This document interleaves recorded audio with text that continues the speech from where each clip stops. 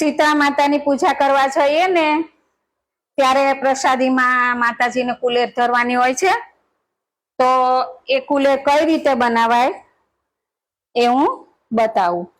આ ઘઉંનો ઝીણો લોટ, આપણે જેટલી શું કહેવાય, બાળકોને તો બહુ જ ભાવે કુલેર, તો અમે તો મમ્મીને કહેતા કે મમ્મી વધારે બનાવજો, કેમ કે કુલેર તો બહુ જ ભાવે।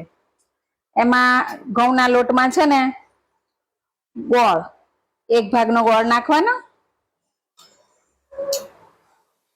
અને આમાં છે ને આપણને થોડું થોડું ઘી નાખવાનું, જેમ જરૂર પડે એમ।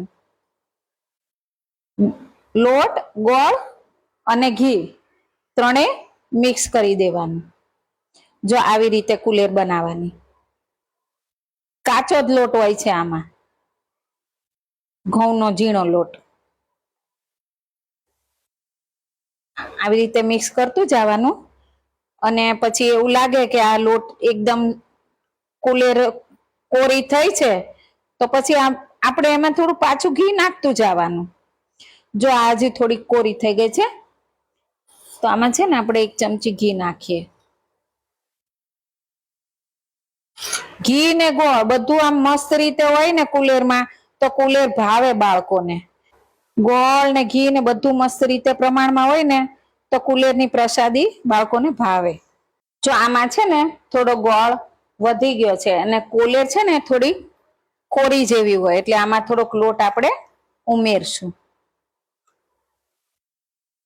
અને આવી રીતે મિક્સ કરી લેવાનું। જો હવે મસ્ત રીતે થઈ જશે। જો આ કુલેર બની ગઈ છે, આવી રીતની છુટ્ટી હોવી જોઈએ કુલેર, આવી રીતે।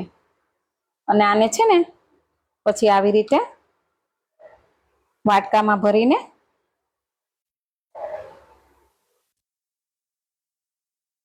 આવી રીતે કરીને આમ દબાવી દેવાની। પછી પૂજા કરવા જાય ને શીતળામાની, ત્યારે આ પૂજા તૈયાર કરી હોય ને એની સાથે કુલેર લેતી જવાની, આવી રીતે દબાવીને મૂકી દેવાની। જો આ કુલેર તૈયાર થઈ ગઈ છે। ચેનલને સબસ્ક્રાઈબ કરજો, લાઈક કરજો અને વિડીયો શેર કરજો।